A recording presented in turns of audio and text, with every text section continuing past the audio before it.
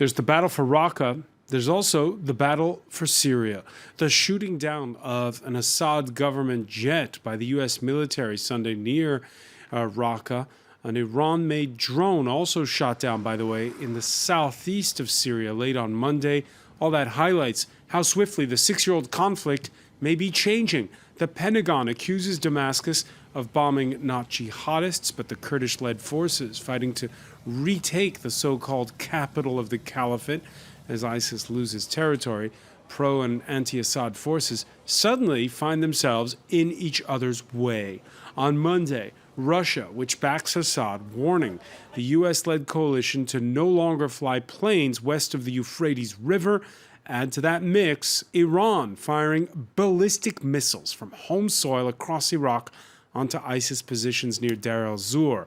As much a message to Washington as to the radicals, say observers. Where is it all leading? Today in the France 24 debate, we're wondering if a new scramble for Syria is already on. And with us from Washington, Hassan Hassan, senior fellow at the Tahrir Institute for Middle East Policy, co-author of ISIS Inside the Army of Terror. Thank you for joining us. Thank you for having me. Also in the U.S. Capitol, former U.S. intelligence officer Michael Pregin, adjunct fellow at the Hudson Institute. Welcome back to the show. Thanks, François. Thank you. His research has taken him to Damascus and Aleppo. From Moscow, Alexei Klebnikov of the Russian International Affairs Council. Welcome. Thanks for having me. And from Dusseldorf, Adnan Tabatabai, who heads the Center for Applied Research in Partnership with the Orient. Welcome to the show. Good evening. Hi. The France 24 debate on Facebook and on Twitter, the hashtag F24debate. Let's start with the latest. Australia taking that Russian warning seriously, suspending sorties for its 6 fighter jets that are part of the U.S.-led airstrikes against Islamic State forces, and it's keeping them on the ground. Elizabeth Walsh has more. Hostilities between the United States and Russian Federation are escalating rapidly. Hours after General Joe Dunford said Washington was making all diplomatic and military efforts to restore deconfliction, American-led forces destroyed a pro-regime drone in Syria. Just Sunday, the United States shot down a Syrian jet, the first time it has brought down a manned aircraft since 1999. Moscow accused Washington of failing to notify it of the decision to bring down the plane, despite the fact that Russian aircraft were airborne at the time. Washington cited self-defense. Russia then cut off a critical military hotline with the United States and announced that all flying objects, including planes and drones, detected west of the Euphrates River would be targeted by Russian forces. The end in communications, which helped to avoid aircraft collision, is a threat to collaboration and security in the region and prompted Australia to suspend all aerial operations in Syria. First of all, we've worked very hard on deconfliction, and it's important to point out why. For the last 8 months, we worked on deconfliction with the Russian Federation and pro-regime forces through the Russians. The purpose was to make sure that our air crews were safe, to make sure our personnel on the ground were safe, and to make sure we could prosecute the Defeat ISIS campaign in Syria, which is the reason why we're in Syria. Raqqa is at the center of a major campaign to purge the Islamic State group from its self-declared caliphate. Bordered on the south by the Euphrates River, it is barely east of the warning line drawn by the Russian government on Monday. In addition to suspending the hotline, Moscow reported that it would begin tracking all American-led coalition aircraft. The Pentagon has already moved some of its planes out of concerns for safety. Hassan, what do you make of the fact that that's 2 pro-Assad aircraft that have been shot out of the sky by U.S. forces? First, that jet on Sunday, and now we're getting news of this drone near the borders with Iraq and Jordan in the southeast of Syria. What's going on? It's very simple, in fact. Just about a month ago, what happened was that Iran and its pro-Iranian militias in Syria started to escalate against the US-backed groups inside Syria, whether in the Syrian desert near the Jordanian borders or in the north of Syria. And the reason was, or that happened after the agreement between the Syrian rebels and the Syrian government to establish de-escalation zones. after the de-escalation zones were established, Iran seemed to have more time, kind of Iranian forces inside Syria seemed to shift towards eastern Syria, towards the areas where the American-led coalition has been operating for about 3 years now. And it seems like Iran is worried about the kind of the American buildup in eastern Syria against ISIS. Worried about the buildup against ISIS, but Iran was the target of an ISIS bombing, and a spectacular one in Tehran just a few weeks back. Aren't they on the same side? On this one, at least? They, tactically, yes. I mean, you could say, because they're both fighting ISIS. But what I'm talking about specific anxiety by Iran, or on the part of Iran inside Syria, especially during the Trump administration, they started to worry that the increasing or growing presence of American forces in northern Syria, and also the shift towards Tenf and the kind of the little build-up in there to shore up some Syrian rebel forces against ISIS in Deir ez-Zor. I think that started to worry Iran. Obviously, also the kind of the tone in the region that Iran is now under pressure from the Gulf states and from the new administration in the United States. All these things, I think, led Iran to say that basically enough is enough, and that it's time to increase the pressure against the United States in Syria, to tell them that when we need to, we can disrupt the campaign against ISIS that the United States has been conducting inside Syria and Iraq. So, and I think the message is clear. Hassan, if I understand you correctly, what you're saying is basically the bellicose statements we heard from Donald Trump, most notably when he went to Saudi Arabia, this is Iran's answer? I think so. Michael Pregent, your reaction? I tend to agree with Hassan on this one. Iran is doing what they can to see what they can get away with. They're not happy with the U.S. response in Al-Tanf, and they're not happy with the U.S. response shooting down both the Syrian drone and also the Syrian aircraft. And I think more importantly, as we look to what Iran is trying to do in the region, I think they're also questioning, along with Assad, what is Russia actually doing here? If Russia can't keep our proxies from being attacked in Al-Tanf, they can't keep our airfield from being attacked with cruise missiles, and now Russia can't protect Assad's aircraft from being shot down by American aircraft, what exactly is Russia doing here? And I think a lot of the rhetoric we're hearing out of Moscow is basically pushing back on the questions, and I wouldn't call it pressure, but just basically the questions from Assad and Iran on what exactly are you doing here if you can't stop the U.S. from doing more? That's an interesting point. Let me get Alexei Klebnikov to react. Michael Pregent there saying, don't pay too much attention to the war of words between Washington and Moscow. Instead, pay attention to the differences in opinion between Moscow and Tehran. Do you agree? Yes, certainly it's part of this discussion, but I would rather concentrate on another angle that basically focuses on Russia-US attempts to establish the cooperation, anti-terror cooperation in Syria. So, and the context matters. So in the last 2 months, since last April, Tomahawk strikes, US strikes on Syria, US already made 3, if I'm not mistaken, strikes in Al-Tanf area against pro-government forces. So basically it was the attempt to check the limits of Syria and Russia's reaction, whether Moscow is ready to stand for its allies. And basically what we witnessed, the reaction from Moscow was rather low-key. So, and now we can see the major escalation, right? For the first time since 1999, the United States shot down the Syrian aircraft, Syrian jet. So after it, Washington was basically provoking Russia's reaction to see how it will respond, whether it will start, driving the rift between Russia and Syria, or Russia and Iran. So I think this line is. Hang on, you're saying they're also trying to very provoke a important. reaction out of Moscow, Alexei, but the Pentagon's line is that this Syrian warplane was bombing U.S.-backed Syrian rebel militias on the ground that were fighting ISIS. Yeah, exactly. That's also an. It's all very complex and multi-layered, as we know. And what's new about this attack? That previously these attacks were concentrated in south, right, in the border of Jordan and Iraq. And now, for the first time, this attack was in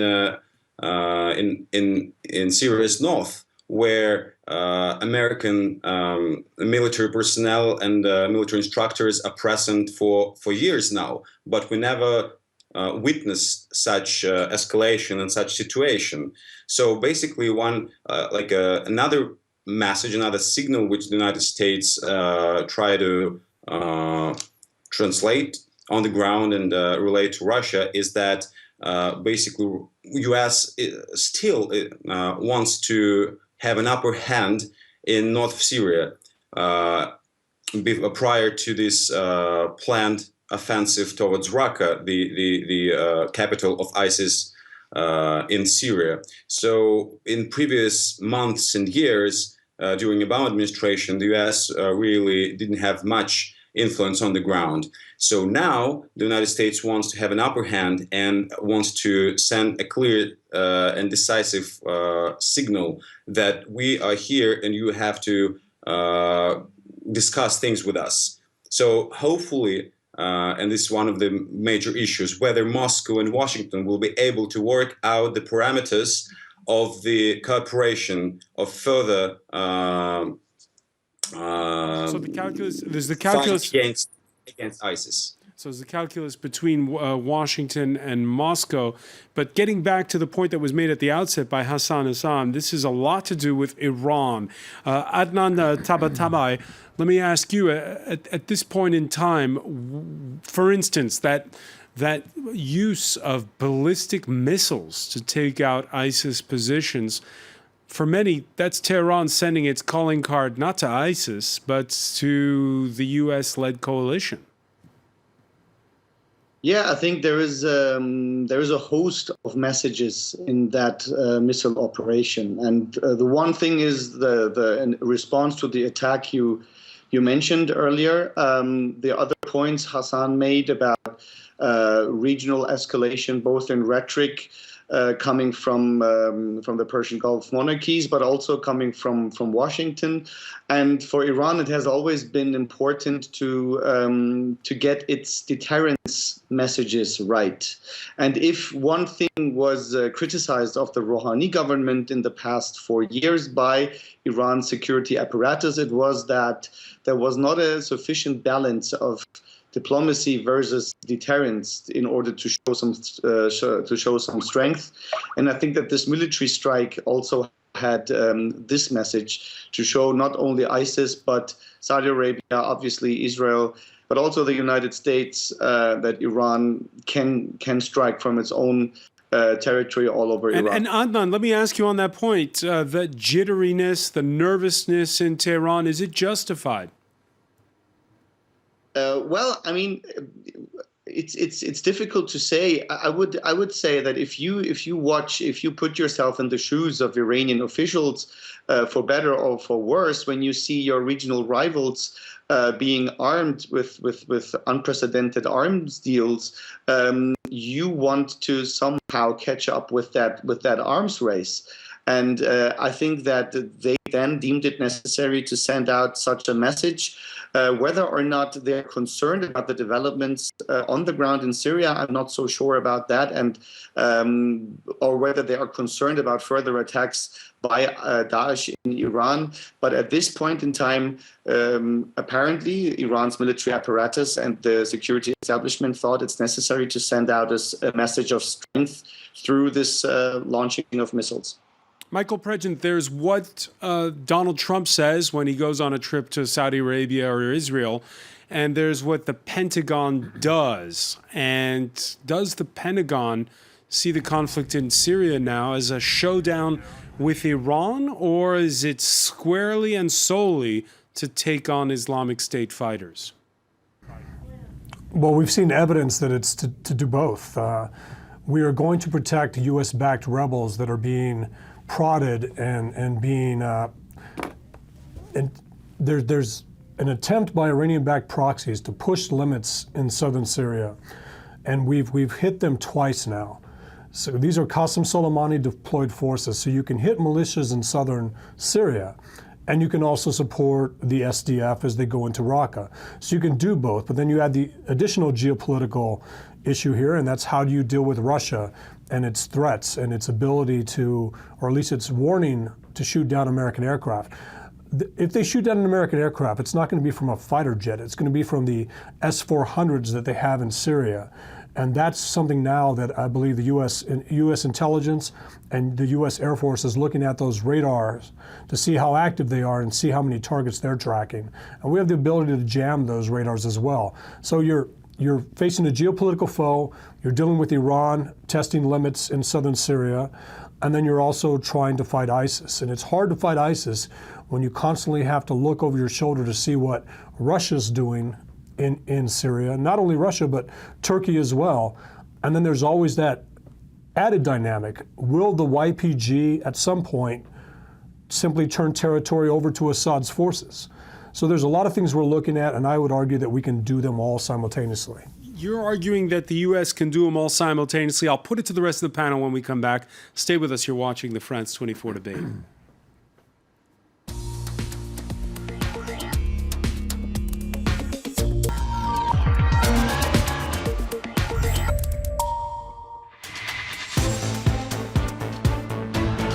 Welcome back, or welcome if you're just joining us. It's the France 24 debate, and we're seeing how Syria, as ISIS is put on the back foot, is becoming a lot more crowded in a scramble for land, it seems, between pro and anti-Assad forces. They increasingly seem to be in each other's way.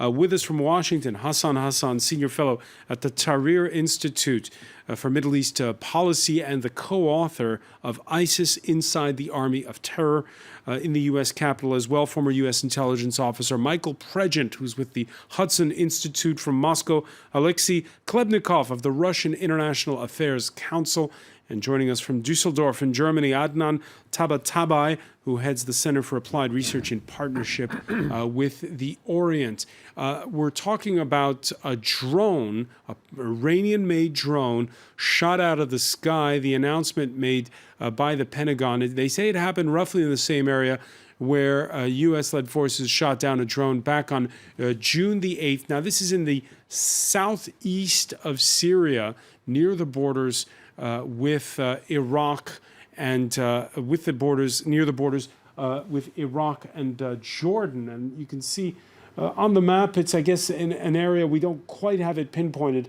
but that is due east of the capital of Damascus, very far from where the fighting is happening in Raqqa. Hassan, some are saying that the Iranians are intent on having, well, kind of a Shia crescent that runs all the way from Iran to the Lebanese border? Well, that's what the Iranian activities of late suggest. Now, I think there are different ways of interpreting what Iran is trying to do along the Iraq-Syria border. Obviously, they eventually want to link their influence in Iraq to their influence in Syria. That is natural, that's normal. They're going to do it at some point. Now, the question is, the area you just pinpointed on the map wasn't really important 2 months ago. So suddenly it became important. And if you go back to the sequence of events since 2 months, just 2 months ago, I think the reality is kind of clear. So what happened was an American-backed organization fought ISIS there and expelled ISIS from 2 areas along the Baghdad-Damascus highway. These are areas called Zaza and 7 Wells. And then suddenly the Iranian kind of the pro-government militias in Syria did something they didn't do before, which is they went after the U.S.-backed organization and expelled the U.S.-backed groups from these areas, and then marched towards the 10th, where there's an American special forces and European as well. And that's where the Americans started to say, you know what, get out of the way. And they warned, and then they struck these forces. And then things went down from there. That's really the situation. You hear some people in Washington trying to twist the situation that there is a new policy in Syria to escalate against Iran. In fact, it is just a counter, it's really enforcement of the rules of engagement that the Obama administration established in Syria. But the Iranians are now testing the resolve of the Americans, and the reason is clear. Like I said before, it's because Iran is becoming...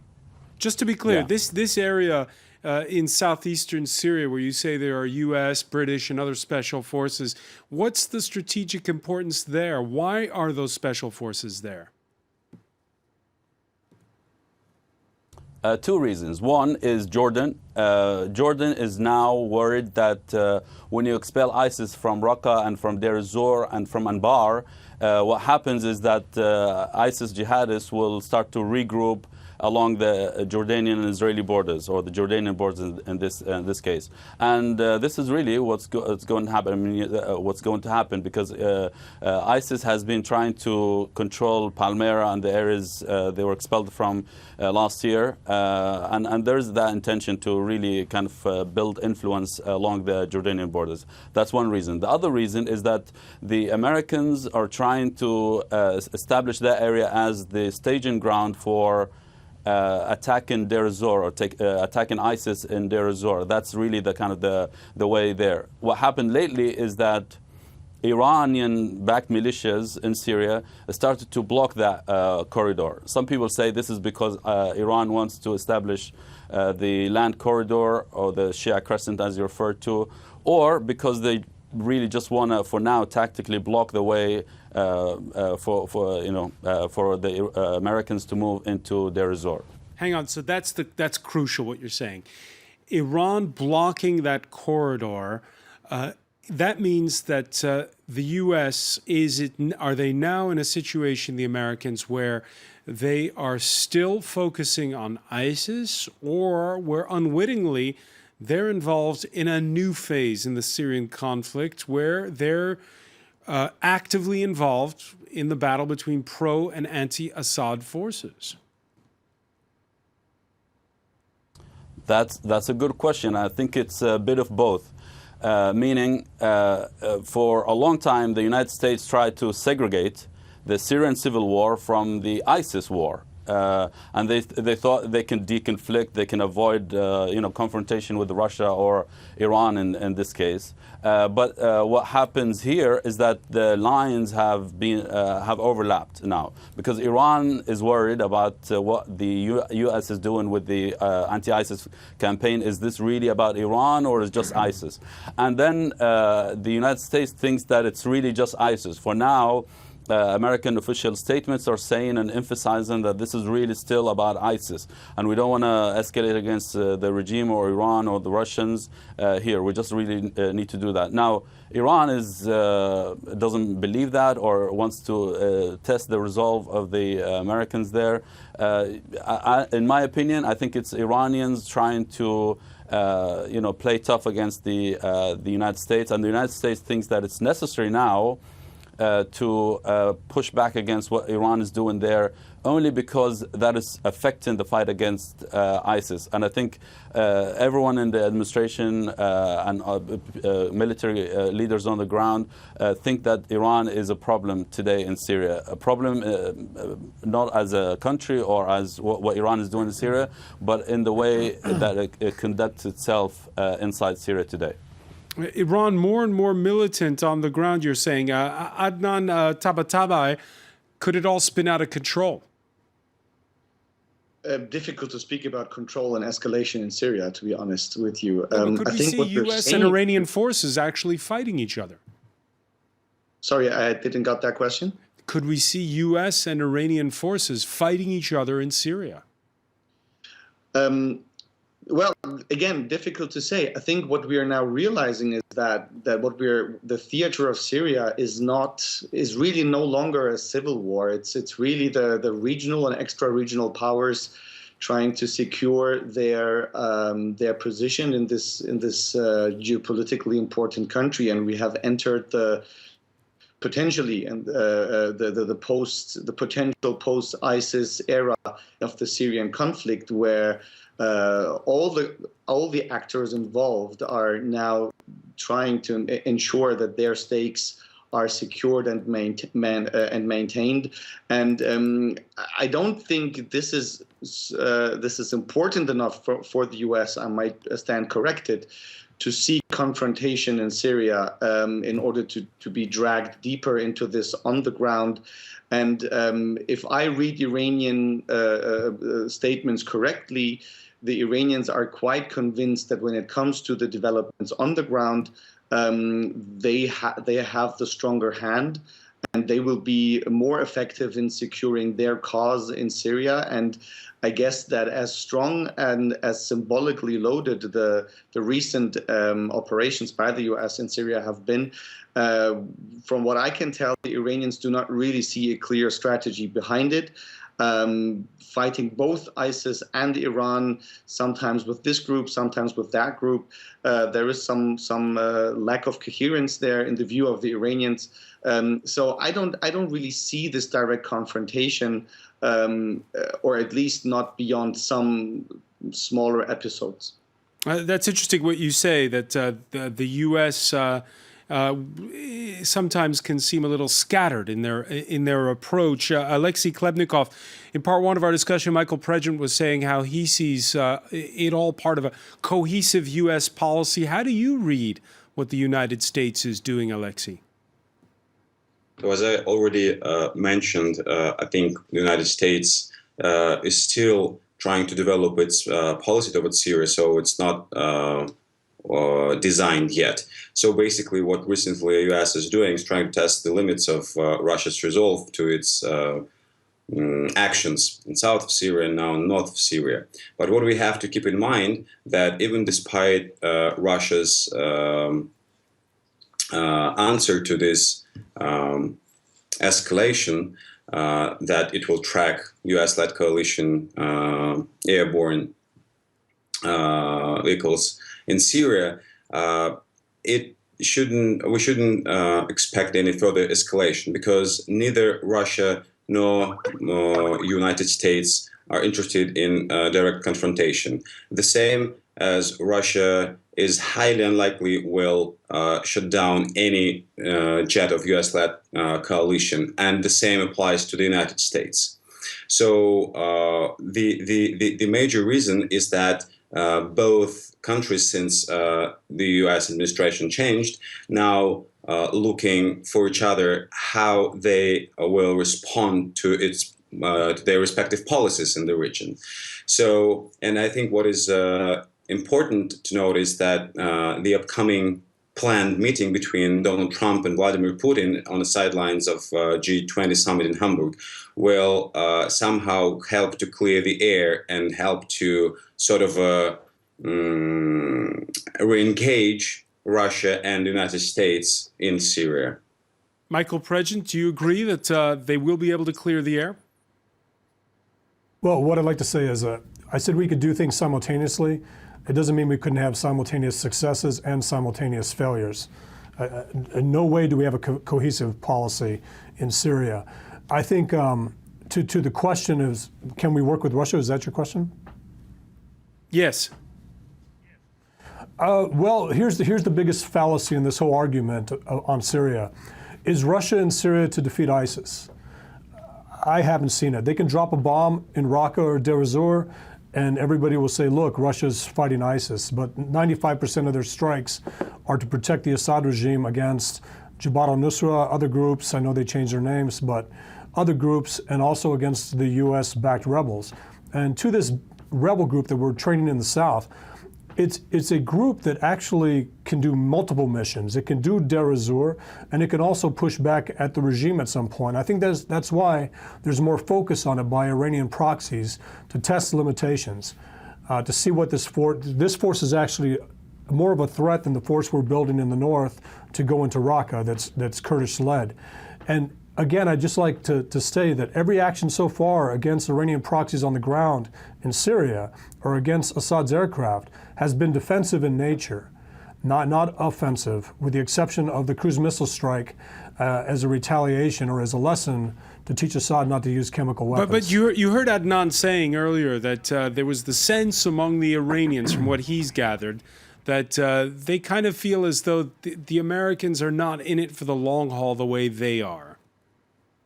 Well, they would be right about that. We're not in it for the long haul. That's what the problem in Afghanistan, that's a problem, even though we've been there for 17 years or 16 years. We're not in it for the long haul, we're just there a long time. We're just not doing everything right. There's no continuity that we're building upon. As far as going after Iranian proxies in Syria, we can't take offensive actions against them because that puts our 5,000 troops in Iraq in danger. There's a 1 to 20 ratio, 1 American advisor to 20 Iranian-backed militiamen. So we cannot take offensive actions against Iran and Syria without it having an effect in Iraq. Iran sees Iraq and Syria as one battlefield. ISIS sees it as one battlefield. Russia and the United States see it as 2 distinct battlefields. That's a good thing when superpowers see it that way. But Iran is in an advantageous position. They will be there. They are neighbors. They have influence. Our influence is temporary. We ask Syrians to do very difficult things, and the only way to get people to do difficult things is if they can reach out and touch you through proximity, and they see you a lot through frequency. From the Taliban to the Sunni fighters we used to defeat al-Qaeda in Iraq, they all know that the U.S. alliance is a temporary one. They will ask you to do difficult things, and then they will leave. And the enemy waits us out. We have a very patient enemy, and we have a strategic chess player in Iran. They're counting on the U.S. to say, after Mosul, say ISIS is defeated in Iraq, and after Raqqa and Deir ez-Zor to say ISIS is defeated in Syria, and to back away. By the way, there's another player in all of this, it turns out. On Monday, the Wall Street Journal reported that Israel has been backing moderate rebels across its Golan Heights border since 2013, keeping a buffer with Hezbollah and other pro-Damascus forces. Hassan, your thoughts, has it really become a proxy war to that extent, Syria? When you think back over the past 6 years, where is it going now? Well, it has been a proxy war for a while. Turkey has carved out its own zone in Syria and abandoned the whole Syrian conflict. So they no longer talk about removing Assad or establishing no-fly zones and so on and so forth, the things that we used to hear from the Turks just 3 years ago. Jordan and Israel are concerned about the Jordanian and the areas near their borders, and this is their priority in Syria. And the same thing goes for the Russians, the Iranians inside Syria. The Americans, however, I don't think they are. They have a long-term project there, or I think the thinking is once you get rid of ISIS, whatever that means, you just pack up and leave, as if we didn't learn anything from the past decade in Iraq when the Americans left and ISIS came back. And I don't think they have a plan for building capacity, so when they leave, they can leave people behind they can trust, and they fight ISIS in an effective way. The problem is in Syria and Iraq, Iran is there, and Iran will provide what I call inexhaustible spring for ISIS. This sectarianism, this narrative that Iran is a hegemon in the region, and no country in the region is capable of facing down Iran or confronting Iran, including the Gulf states, and including Al-Qaeda, including. This is what ISIS has been talking. They say Al-Qaeda has ties with Iran. Syrian rebels are surrendering to Iran, and the Americans don't want a confrontation with Iran. The Gulf states also are not interested in fighting Iran. We are the only saviors and custodians of the militant Sunnism in the region. And I think that is a factor that will continue to give life to ISIS, even if it's defeated militarily. We hear a lot about now how ISIS is defeated and this is the end of ISIS. This is not the end of ISIS. This is the end of the caliphate, the threat of the ISIS controlling areas, but it's not the end of ISIS as an organization. It's still there. Still there, and will it continue? I mean, I'm asking the question, Hassan. We had another makeshift attack in Paris on Monday. We've seen a string of attacks in many places. We talked about Tehran, but there's also London, Manchester. You're saying that ISIS is still a draw, even though they've suffered militarily? Exactly, and you remember 3 years ago when the ISIS campaign started, we used to hear American officials in charge of the campaign against ISIS saying, we found that the idea of the caliphate is what draws people in, and this is once we destroy the caliphate, we'll destroy ISIS appeal. So ISIS no longer appeals to people outside because of the destruction of the caliphate. So is the thinking of the American officials in the US-led coalition. But what I found is a year ago, in fact, in early 2016, I started to notice that, or kind of this is my assessment, that the military defeat of ISIS is no longer tethered or is untethered now from how like ISIS appeal outside. Meaning, even if you defeat ISIS on a military level, ISIS has become a full-fledged international organization that presents itself as the leader of global jihad and the leader of jihad against the non-Sunnis in the region. This will, I think, will continue to be ISIS' selling point, and I think that there's enough market for it to thrive and continue to survive, even if even if we don't see something like Mosul takeover and so on and so forth. I think this is a really big problem now. Whatever happens to ISIS on the ground doesn't affect ISIS appeal outside Syria and Iraq, and even in Syria and Iraq. So the drawing power of ISIS for some will continue. Adnan Tabatabai, you agree? I fully agree that ISIS, or the idea of ISIS, is not done with its territories being cleared in Syria and Iraq. But I think no actor has done its homework in terms of after any military operation, how to de-radicalize, de-escalate the rhetoric. I won't start the discussion about sectarianism and whether Iran is the more sectarian actor than the others. We probably won't agree, or we will agree that every actor in the region is responsible for this mess. And unless a comprehensive strategy addressing socio-economic, socio-political grievances of not only the Sunni population, we should not think of them as being only Sunni, but any social grievances to the degree that we have seen in Iraq and Syria, and obviously in Libya, Afghanistan, elsewhere. Those are the places where extremism will flourish. And yes, I mean, the attacks, we are at a point where a singular knife attack needs to be proclaimed by ISIS as a success story. This shows that there is some form of effect, some form of weakness. And I think we all, including the media outlets, can help in no longer presenting ISIS as the powerful thing or the one with the appeal Hassan was talking about. But again, I would reiterate and agree that only because you drive out ISIS out of Syria and Iraq doesn't mean that they're finished. The idea of the caliphate might be finished. Doesn't mean it's finished. Adnan Tabatabai, I want to thank you so much for joining us from Dusseldorf. I want to thank Michael Pregent in Washington, Hassan, who's also in the U.S. Capitol, and Alexei Klebnikov in Moscow. Stay with us. Media Watch is next.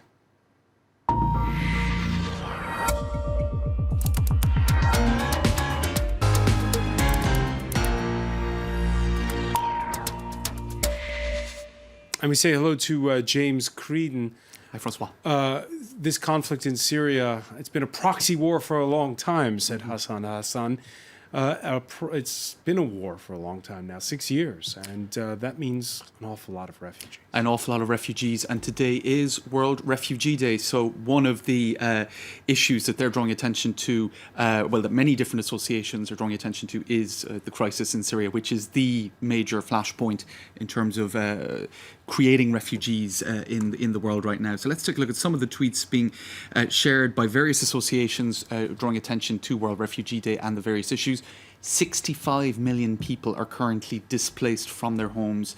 In other words, 65 million refugees around the world. Now, there's a graphic here that the AFP news agency has shared online, shared on Twitter to kind of break that down. 55% of refugees come from 3 nations. And of those 3 nations, you can see that that's this part of the graphic down here, 5.5 million Syrians. It's the worst affected country. Those are just refugees. Those aren't displaced people as well. Right. I mean, indeed, you could take the statistics even further. Vice magazine has been looking at the fact that there are more refugees today than ever before. They talk about the fact that 2 years ago, you'll remember the images of Aylan Kurdi, who has become one of the most famous refugees, I suppose, the little boy, a 2-year-old boy who died as he was trying to gain access to Europe. That was 2 years ago, and Vice News points out that despite the fact that it put a real amount of attention on the issue of refugees, it's actually got worse since then. What else do we have? Why don't the refugees go back home? Something that we sometimes might hear from more ignorant voices, because there is no home to go back to. And they point out here the extent to which, in particular in Syria, towns and villages and homes have been utterly devastated. Refugees are not terrorists. This is Global Citizen tweeting. Refugees are many times the first victims of terror. They are the words of the Secretary General of the UN, World Refugee Day. Now, of course, it's a very political issue, and some of the tweets are reflecting that. You can see here Lady Liberty and what is, I suppose, perhaps a symbol of a Syrian refugee. All are welcome. Of course, we know that that's not necessarily the case. You see here also, this is the International Red Cross. I want to be a doctor so I can help other children like me, 8-year-old Mohammed, who is a Syrian refugee. Actually, the issues of education and the lack of jobs for refugees is also a major factor that is being isolated or underlined by many articles online, including this one by The Economist. We need a lot more time to go into issues like that. They are saying that there have been pilot programs put in place, for example, in Jordan, to see if refugees could be allowed to work, and might that help the overall situation. Of course, it's a prickly issue. Now, as I mentioned, the issue of refugees is very politicized, and you can see the other side of the coin here as well, François. Some people saying, just a reminder that most of the refugees coming from the Middle East are fighting age men. Europe has no need to take them in. So those voices also expressing themselves online. On World Refugee Day, let's remember that ISIS terrorists said they would infiltrate the refugee program and attack the West. So those fears are there. They're very real, and some responding to those fears online by saying, can we just remain human? And I suppose a degree of empathy is perhaps one of the foremost needs on World Refugee Day. James Creedon, many thanks. And we want to thank you for joining us here in the France 24 debate. Stay with us. There's more news to come on France 24.